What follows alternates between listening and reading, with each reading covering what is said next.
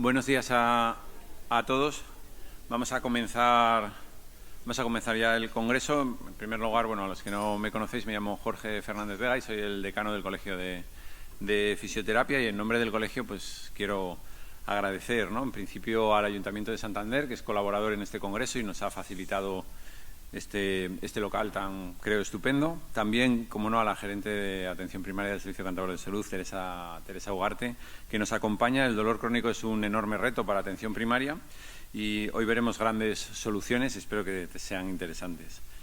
También queremos agradecer a los colegios en general sanitarios, tanto de Cantabria como de fuera, por la difusión, que ha hecho que estemos nada más y nada menos que 200, algo más de 200 inscritos. Y esto en sí que es un éxito, convocar a 200 profesionales. No nos parece lo más relevante. Lo que nos parece más relevante es que entre los 200 inscritos hay 8 profesiones sanitarias diferentes. Y me gustaría nombrarlas para que no se me olvide ninguna. Está enfermería, farmacia, tenemos representantes de medicina, de psicología, de podología, de logopedia, de terapia ocupacional y, por supuesto, convocando el colegio de fisios, también de fisioterapeutas, ¿no? Creo que eso es lo más relevante, el que haya encuentros, sitios donde podamos estar no solo una profesión sanitaria, sino todas las que están involucradas en el tratamiento de un paciente. Quizás por la sobrecarga asistencial o quizás por cómo se estructuran los servicios de salud, nos encontramos muchas veces entre nuestras 4 paredes intentando dar abasto con la sobrecarga asistencial y hacerlo lo mejor posible. Pero muchas veces no nos damos cuenta de algo que los pacientes, el motivo por el que trabajamos, saben desde siempre, y es que ellos saben que su realidad y su mejor tratamiento es multiprofesional. Nos necesitan a todos, necesitan al fisio, pero también al médico o al psicólogo.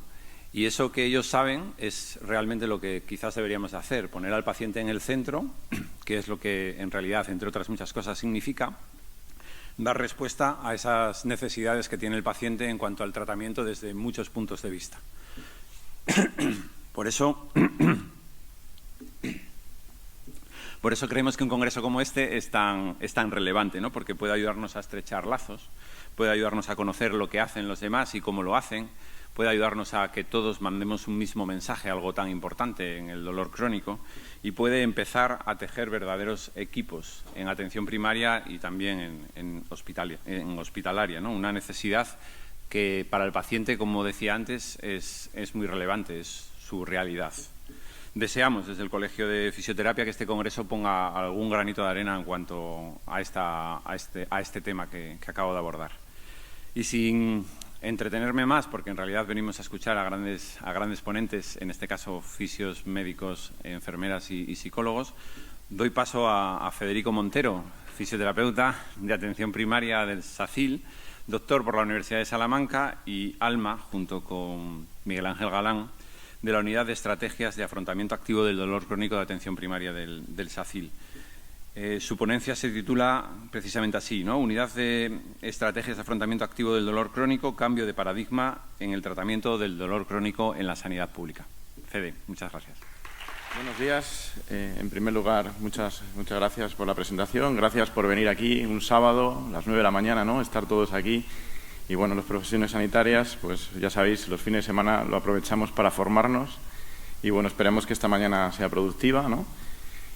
Y vengo a hablar un poquito de la Unidad de Estrategias de Afrontamiento Activo para el Dolor. El título está en rosa porque me lo ha indicado mi jefa de gabinete, que está por ahí atrás, que se llama Goretti, y que dice que tiene que ser banderas rosas, ¿no? Que, como decía Luis Gifford, que esto sea una bandera rosa esta mañana, y esperemos que así sea, ¿vale? Y nada, en primer lugar, felicitar al colegio por estas iniciativas, ¿no?, tan interdisciplinares, 8 profesiones, como ha dicho aquí nuestro presidente. Muy importante en un tema tan complejo y tan prevalente como es el dolor crónico, ¿vale? Dar las gracias al equipo de la Junta de Gobierno del colegio, ¿vale?, por todas las facilidades dadas para estar aquí hoy. La verdad que era la semana fantástica. Esta semana he hecho más kilómetros que el baúl de la Piquer. Y Jorge tenía miedo de que no venía. Digo, tú tranquilo, que yo a Cantabria voy. Vamos. Ayer bajé del AVE directamente al coche para venir para acá. Y tenía que estar aquí, ¿vale? Y bueno, ya que estamos, intentaremos hacerlo lo mejor posible, porque, bueno, yo soy de Salamanca, pero estuve trabajando aquí 4 años, en un centro de salud cercano por aquí, ¿no? Y ayer cuando puse la foto y estaba preparando por la noche un poquito todo esto, fue mi niña, que tiene 5 años, y le dijo: mamá, papá una vez se disfrazó de Kinky. ¿Y dónde compró la peluca? Bueno, pues no, yo esta foto no sé por qué, pero bueno, estaba por ahí, pero yo estuve en el Servicio Cántabro de Salud 4 años, en el Centro de Salud Ampuero, y bueno, muy bien. Y nada, ahora estamos en la unidad de estrategias de afrontamiento activo para el dolor. ¿Y qué es esto? Bueno, pues es la primera unidad del dolor de atención primaria en nuestro país, ¿vale? Y ahora contaremos, pero antes de contarla tenemos que hablar un poco el contexto. La mayoría de los que estáis aquí ya sabéis el contexto, pero que sepáis también que a mí Jorge me ha contratado para convencer a ciertas personas. Entonces, tengo que empezar de cero en alguna cosa, ¿vale? No quiero mirar a nadie, por aquí delante. Y vamos a ponernos un poquito en contexto, ¿vale? Se sabe que en los centros de salud, en atención primaria, más del 50% de las consultas diarias tienen que ver relacionado con dolor.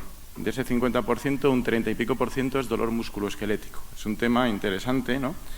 Un tema tan frecuente que no solo es en atención primaria. Más del 20% de la población mundial tiene dolor persistente. Los últimos datos que han salido ahora en septiembre ya incluso nos hablan de un 23%. Y en España tenemos más o menos unos 9 millones de personas que padecen de dolor, de padecientes, ¿vale? Y el problema es que la prevalencia está en aumento, ¿vale?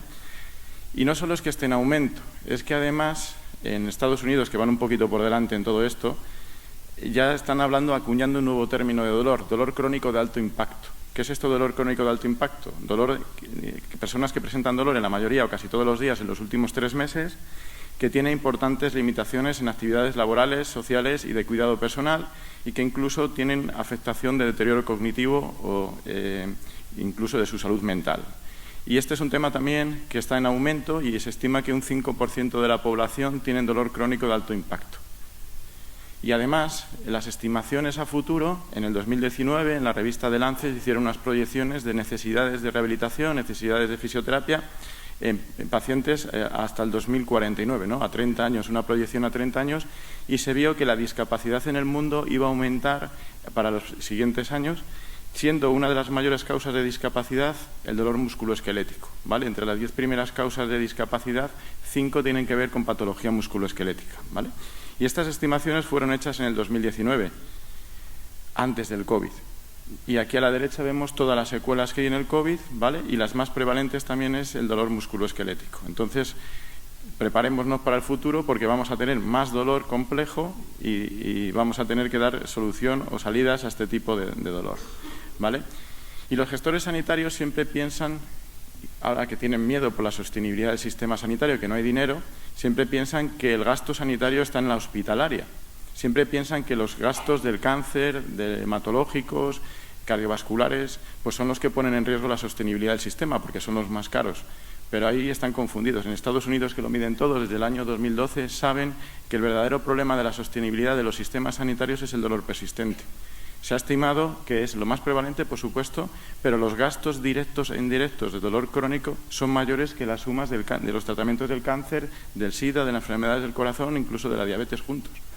¿Vale? Verdaderamente la sostenibilidad del sistema sanitario, el riesgo lo ponen los costes directos e indirectos del dolor crónico, ¿vale?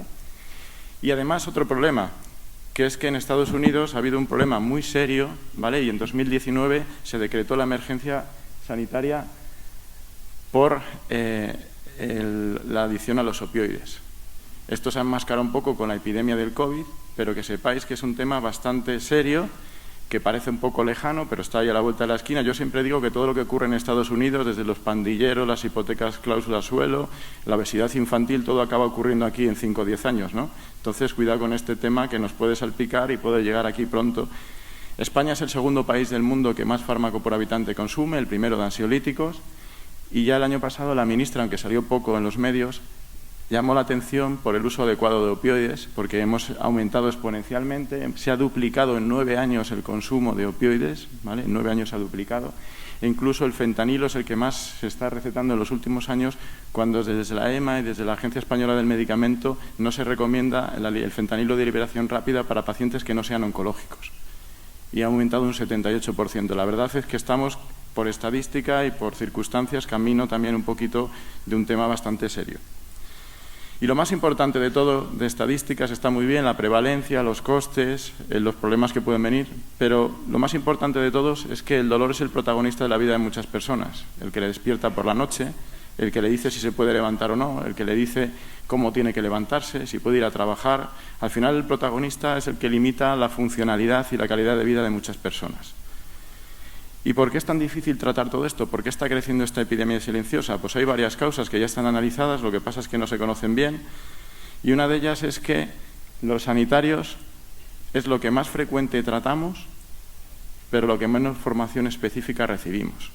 Este es un estudio de los países de la OCDE, donde se ha demostrado que los sanitarios, en nuestros grados de formación sanitaria, tenemos una media de horas específicas de dolor. Por ejemplo, en medicina, en dentistas 15 horas, en medicina 16, en fisioterapia unas 40, y es paradójico que los sanitarios que más estudien la fisiología del dolor sean los veterinarios, ¿vale? A todo esto también hay que añadir que la mayoría de esa fisiología se ha demostrado que está anticuada, empezando, por ejemplo, por el libro Guyton, La teoría de puerta de entrada, que es de 1970 y pico, ¿no? Ya ha llovido bastante desde entonces, y está también estimado que de lo que se avanza en los laboratorios, de lo que se investiga, se descubre, hasta que llega al campo asistencial, son una media de 17 años, ¿vale? Esperemos que entre todos y con los últimos avances todo esto llegue lo más pronto posible.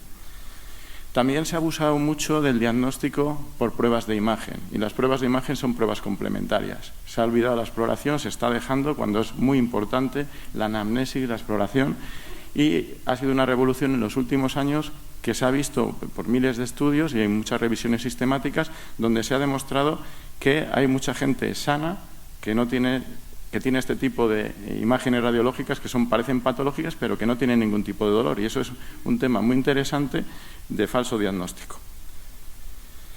Así ya hay revisiones sistemáticas, y lo más normal en nuestra vida es que tengamos degeneración de tejidos. Es normal que todos los que estamos aquí, más o menos que somos jóvenes, que tengamos imágenes radiológicas de degeneración discal, ¿vale?, facetaria, de todo, que es normal, que es que a lo largo de la vida, en esta infografía lo vemos claramente, es más problemas, imágenes radiológicas de degeneración de discos son más frecuentes en las primeras décadas, ¿vale? Pero si tú al paciente no lo exploras y le sacas una resonancia, lo más normal es que te encuentres esto y que tú digas que su dolor se debe a esto, y muchas veces no es así, ¿vale? Y para nosotros, incluso a los pacientes de la calle, es muy fácil entender, por ejemplo, que en un ictus, un derrame cerebral, como dice la gente, una persona le da un ictus y deja de mover y de sentir medio cuerpo, ¿no? Y tú a la gente le preguntas, ¿pero por qué deja de mover y de sentir? Si tiene los huesos, los músculos, articulaciones, los discos, y la gente lo tiene clarísimo, de que, bueno, es que se le mueren las neuronas que controlan la sensibilidad y el movimiento, ¿vale? Cuando a la gente le explicas que a una persona le cortan la pierna y le suele doler, yo he visto sanitarios que lo mandan al psiquiatra, porque dicen que no le puede doler la pierna porque no la tiene. Pero el tema es, ¿quién le ha quitado las neuronas que controlan la sensibilidad y el movimiento de esa pierna? Nadie se lo ha quitado, y eso sigue despolarizado, sigue con una actividad más aumentada, y por eso tiene dolor. Aunque nosotros pensemos que es el muñón y le tengamos que dar unas palmaditas, el problema es un acontecimiento también cerebral. Al final, esto ya se sabe hace años, que la sensibilidad, el movimiento, el dolor se controla desde niveles cerebrales. Y durante muchos años se ha sabido mucho de fisiología, y la que hemos estudiado toda la vida es la fisiología nociceptiva. Y la fisiología nociceptiva es muy conocida, ¿vale? Y todas las herramientas que trabajamos para ella están muy bien. Tratamientos farmacológicos, tratamientos quirúrgicos, fisioterápicos, funcionan. En lo nociceptivo no hay ningún problema. El problema es que el dolor crónico no es un dolor agudo mantenido en el tiempo, como muchas veces se cree. El dolor crónico tiene una fisiología totalmente diferente a la del dolor agudo, ¿vale? Y este es un tema que hay que tener en cuenta también a la hora de realizar los tratamientos. La neurociencia ha demostrado que cuanto más tiempo dura un dolor, generalmente, repito, más tiene que ver con alteraciones funcionales y estructurales del sistema nervioso y menos tiene que ver con patología musculoesquelética. Esto ha sido una revolución, pero no acaba de llegar al campo asistencial. Y es más, si hubiera alguna duda de todo este tema, el año pasado, en 2021, el Premio Nobel de Medicina fue para Arden Patapoutian y David Julius, ¿no? El año pasado, cuando todas las apuestas del Premio Nobel eran para el COVID, para los que inventaron la vacuna del COVID, para biotech, pues no, todavía fueron más relevantes los descubrimientos de Arden Patapoutian y David Julius sobre la actividad cerebral y el dolor, que no es lo mismo la nocicepción que el dolor, ¿vale? Y ya desde hace muchísimos años se ha demostrado que en el dolor persistente ocurren alteraciones funcionales y estructurales en nuestro sistema nervioso, que están más que recogidas, más que determinadas, y eso es lo que verdaderamente tendremos que tratar, ¿vale? Y un tema muy importante, ¿cómo se está tratando hoy en día? Estamos haciendo una introducción de cómo está el tema. Pues la Asociación Internacional para el Estudio del Dolor lo tiene clarísimo, que el tratamiento del dolor tiene que ser interdisciplinar, ¿vale? Y que en todas las unidades de dolor tiene que haber profesionales sanitarios de distintas categorías con la misma importancia, ¿vale? Es más, la EFIC, la filial europea de la IAPS en Europa, lo tiene también tan claro hasta el punto que tiene especialidades en dolor para las distintas categorías, ¿vale? Y llama la atención, por ejemplo, que la presidenta de la EFIC, de la Asociación Internacional para el Estudio del Dolor en Europa, sea una fisioterapeuta, Bruna Fowlen, que es una fisioterapeuta. Estos días están en Toronto, en el Congreso Internacional de la IAPS. Hemos venido aquí antes de ir a Toronto, ¿ya has visto? Y la sociedad británica y la sociedad americana también de dolor lo tienen clarísimo en sus estatutos, que el dolor tiene que ser interdisciplinar. Hay unidades de dolor en Inglaterra que están dirigidas por enfermeras, hay unidades de dolor que están dirigidas por psicólogos, hay unidades de dolor en Inglaterra que están dirigidas por fisioterapeutas, pero aquí estamos verdaderamente olvidados todos, ¿no? Aquí varias sociedades científicas cambiaron las recomendaciones de la IAPS de ser varias profesiones sanitarias con ser varias especializaciones de la medicina, ¿no? Esa traducción que han hecho un poco absurda a veces, ¿no? Lo digo así, porque no es lo que aconseja tanto la IAPS, que es el organismo internacional, como el organismo europeo, ¿vale? Y al final todo este es el tema, que falta un equipo interdisciplinar dentro de las unidades de dolor. Nosotros tuvimos la oportunidad de trabajar en una unidad de dolor, ¿vale?, hospitalaria, hace ya unos cuantos años, y la verdad es que nos dimos cuenta de que verdaderamente el dolor sigue tratándose como la nocicepción, ¿vale? Y si no funciona todos los procedimientos que lo hacen, es que al final el paciente está psicosomatizando, ¿no? Es lo que decían, y lo mandan al psicólogo, al psiquiatra, y verdaderamente es más bien un desconocimiento de la fisiología, es un desconocimiento de lo que es el dolor, ¿no?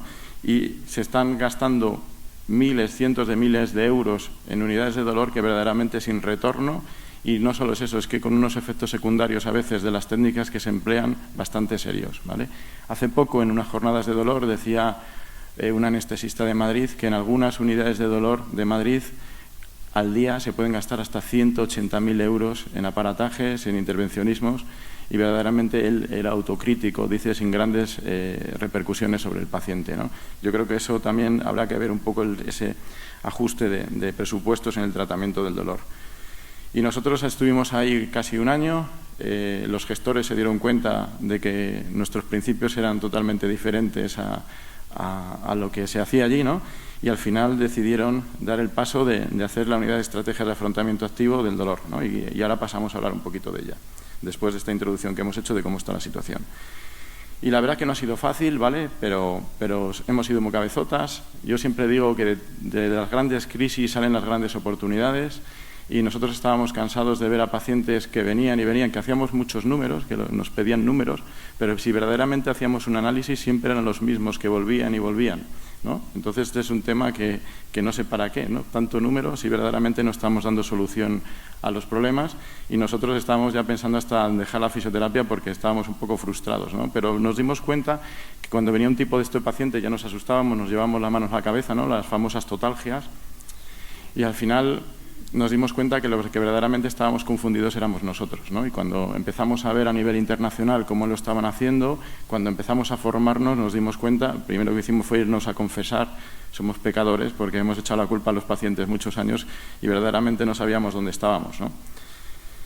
Y las distintas, ¿qué es dolor? La verdad que ¿qué es dolor? ¿No? Lo tratamos muchas veces como secundario a algo, ¿no? Pero verdaderamente el dolor es una entidad propia, ¿no? Que necesita un tratamiento.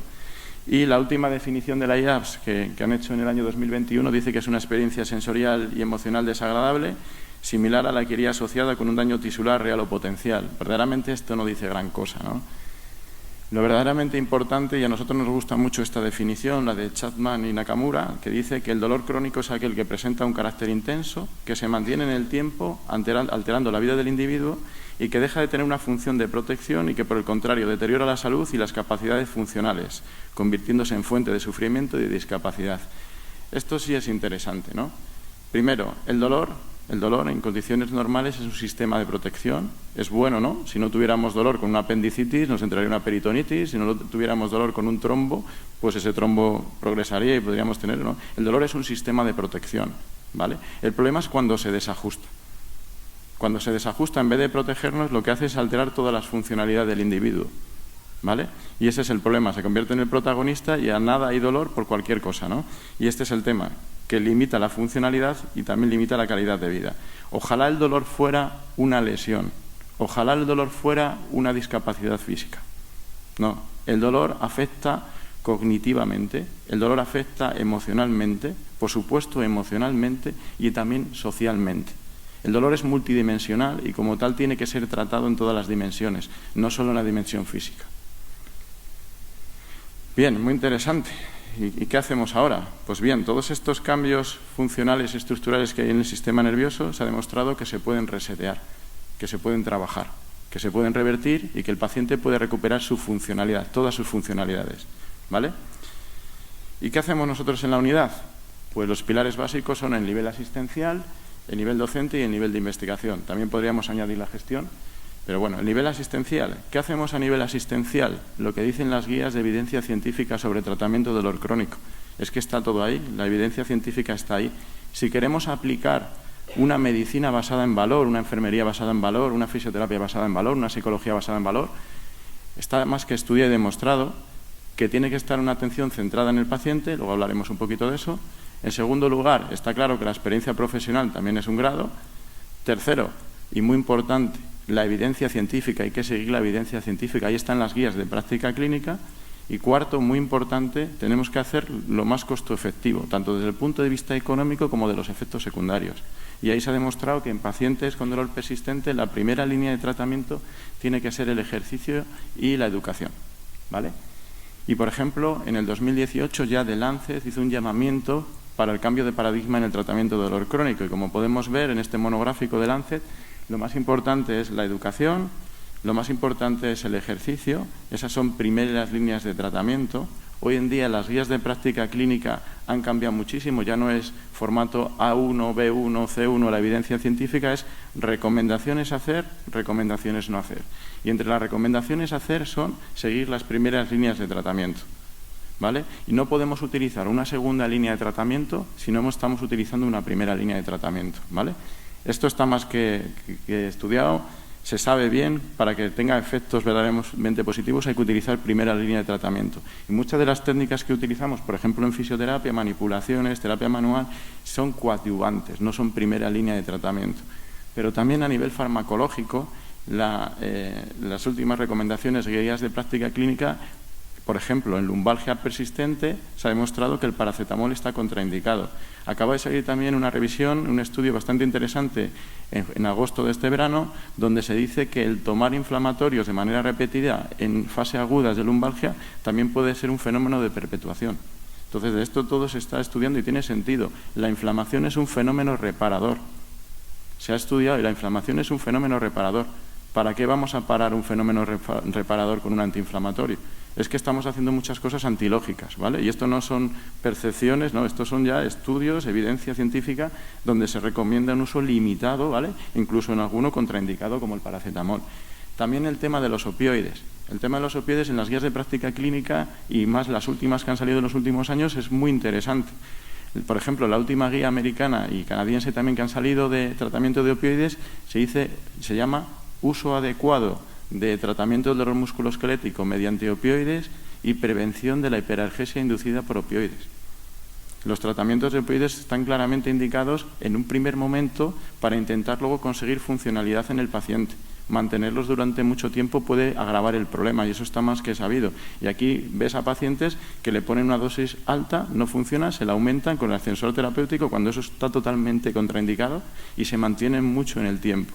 Y esa es una de las grandes causas, hiperalgesia inducida por los opioides, por los propios opioides. Y se estima que puede ser, pasando más de un año tratando con opioides, que eso puede contribuir la hiperalgesia en el 33% de la población que toma opioides. O sea, es un tema bastante fuerte.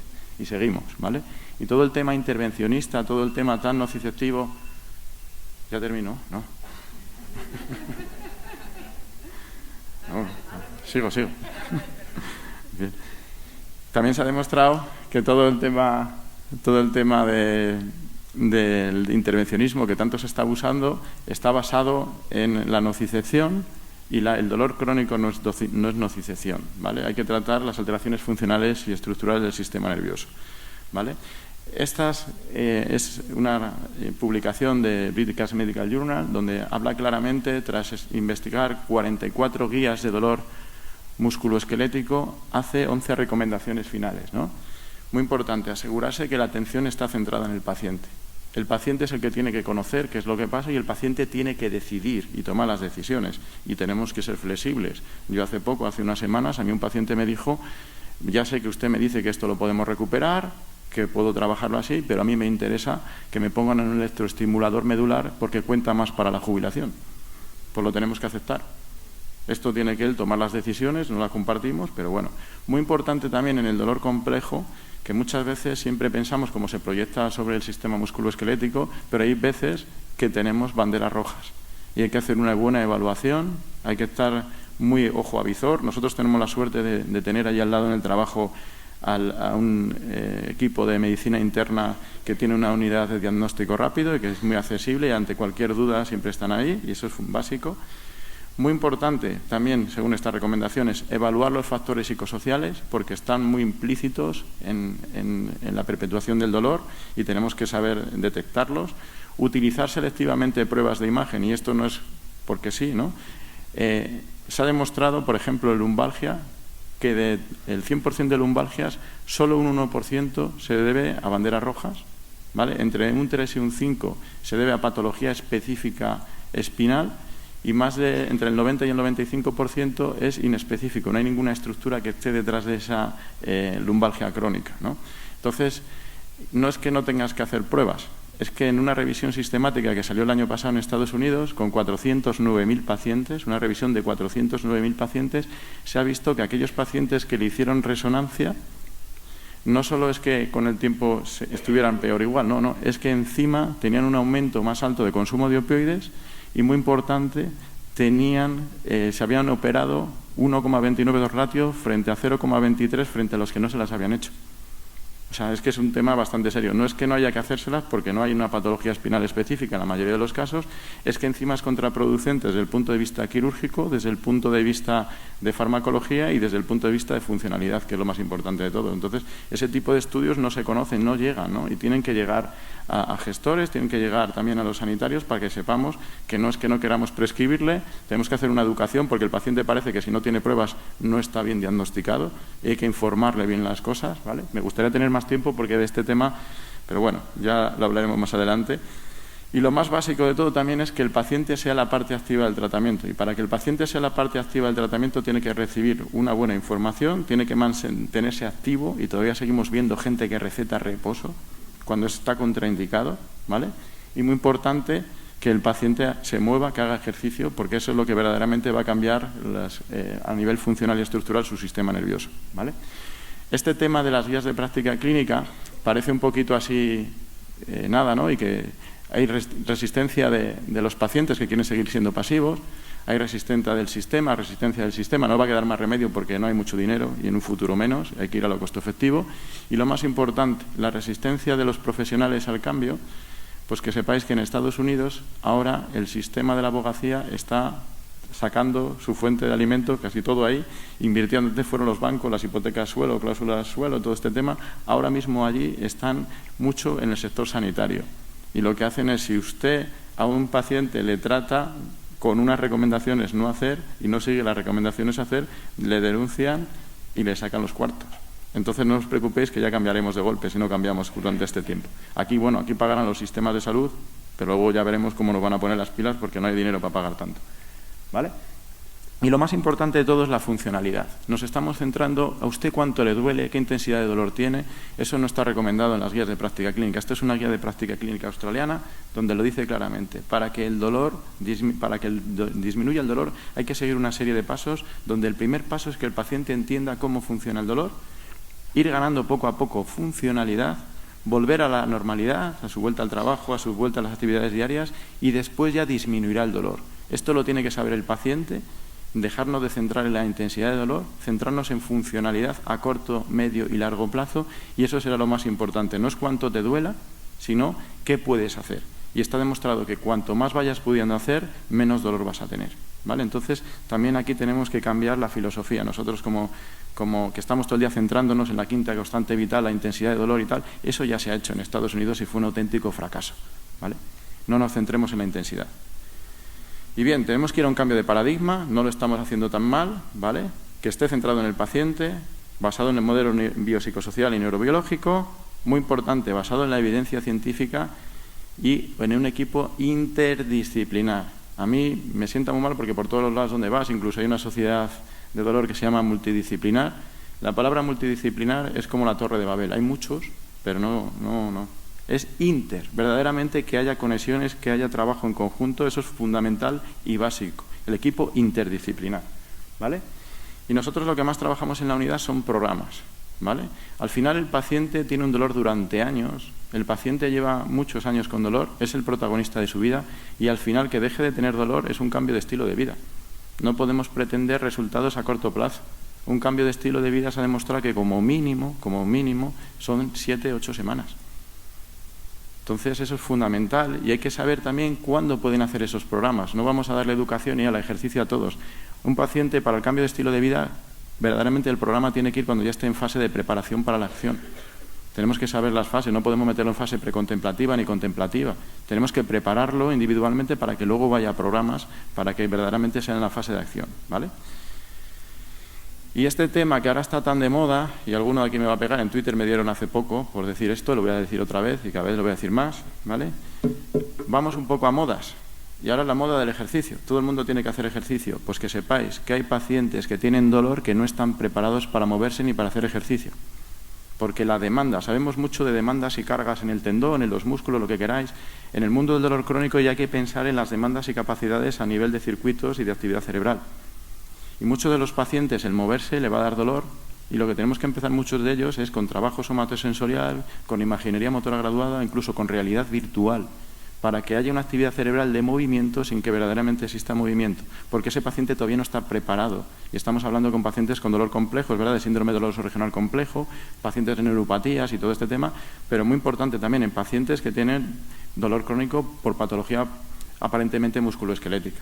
Tenemos que saberlo, tenemos que controlar, que tenemos que ir a demandas y cargas de actividad cerebral y eso tenemos que empezar a enfocarlo por ahí, porque ya está más que demostrado, ¿vale?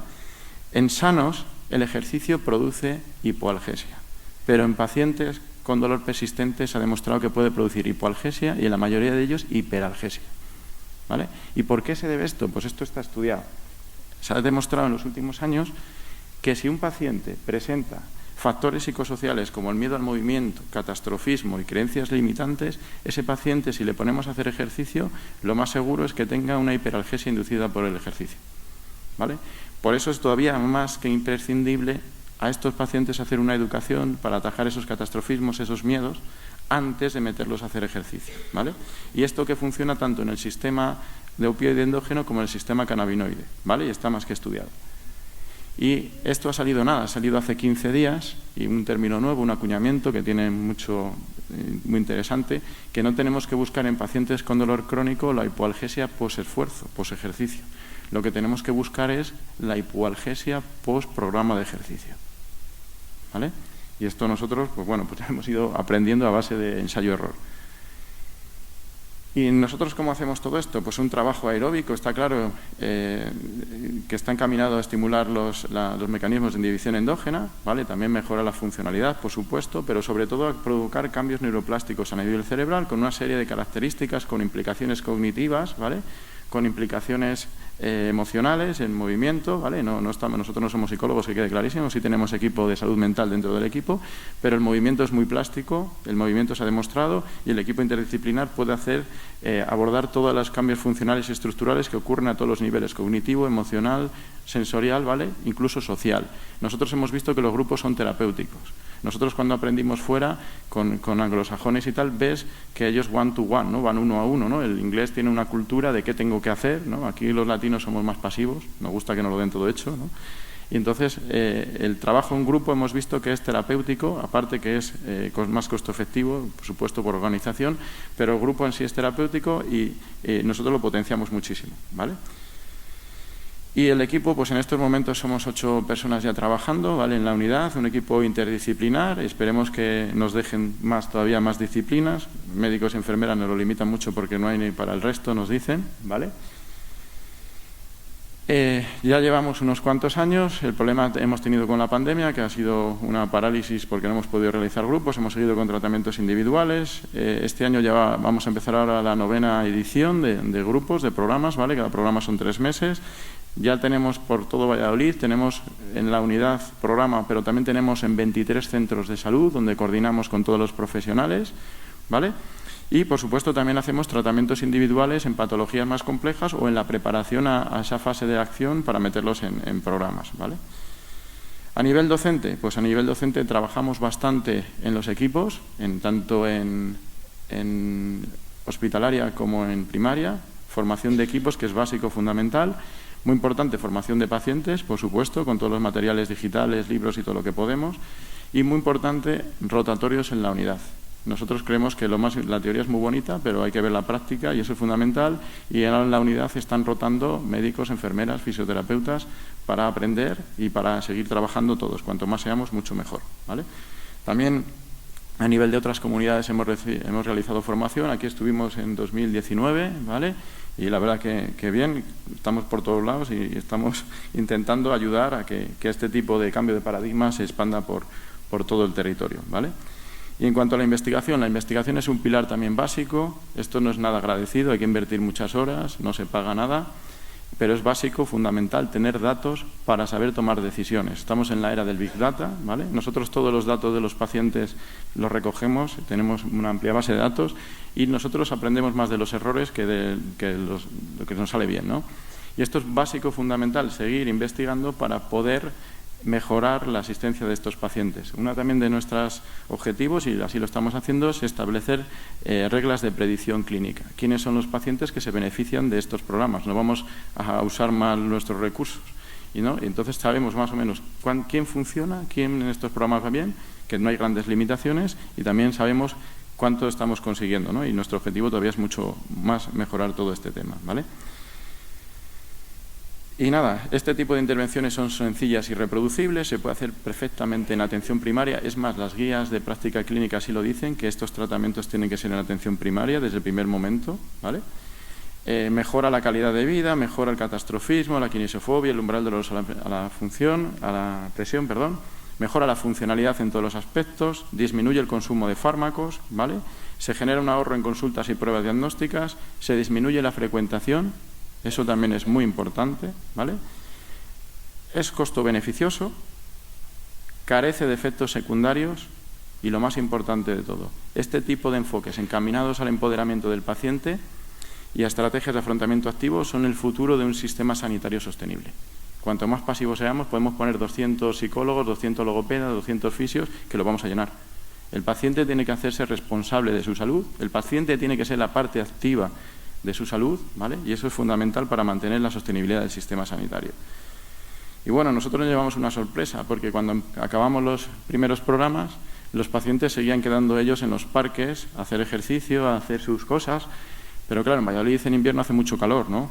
Entonces nos dijeron, oye, ¿qué hacemos? ¿Que podemos volver a los centros de salud? No, que estamos con otros, no tenemos sitio para tanto, ¿no? Y al final, entre todos, conseguimos que nos dejaran centros cívicos de los ayuntamientos. ¿Vale? Hemos llegado a tener 13, 14 centros cívicos antes de la pandemia, ahora estamos otra vez retomando este año, volviendo a tener todo, ¿no? Y la verdad que ellos es muy importante cómo han dejado de ser hiperfrecuentadores de centro de salud y ahora son hiperfrecuentadores de centro cívico, ¿no? Ahí hay varios proyectos súper interesantes que a ver si le damos un poquito de salida porque es fundamental la coordinación sociosanitaria, ¿vale? Tenía un vídeo pero no nos va a dar tiempo. Y nada, aquí somos mucha gente la que está detrás de todo esto, empleando mucho tiempo. Está ingenieros de telecomunicaciones, matemáticos, informáticos, pedagogos que nos dicen cómo podemos mejorar, de todo. Esto es fundamental, ¿no? Que la gente se engancha. Vale, esta es una de las sesiones finales de pacientes que hacemos, 250 pacientes, ¿vale? aquí el equipo interdisciplinar, el doctor Arturo Goicoechea, que también nos echa una mano desinteresadamente, que va por allí cada 2 por 3, ¿vale?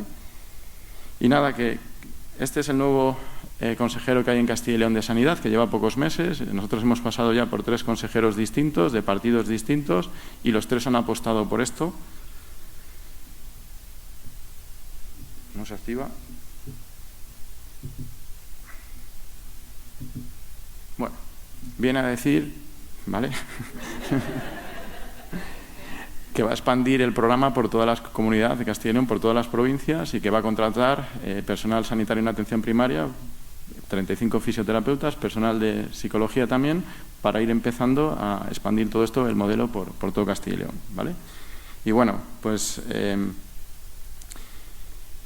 luchamos un montón y, por desgracia, Miguel Ángel el año pasado en estas fechas nos dejó, ¿vale? Él estuvo también por aquí, estuvo en la formación que hicimos, le encantó, conocía a mucha gente también aquí, muchos amigos, y bueno, le vamos a hacer un homenaje en Valladolid en octubre. Creo que ya muchos de aquí estáis apuntados, ¿vale? Ya somos más de 1000 personas que estaremos en este homenaje, que creemos que es también que pueda potenciar el cambio de paradigma, por supuesto, hacer un gran homenaje, pero que pueda potenciar. Hemos decidido que en ese congreso no solo estemos los sanitarios a ver quién la tiene más grande, porque así es muchas veces los congresos, ¿no? Que estén gestores sanitarios, que estén sanitarios y, muy importante, que estén asociaciones de pacientes. La primera ponencia la van a dar asociaciones de pacientes, porque es básico también saber sus necesidades.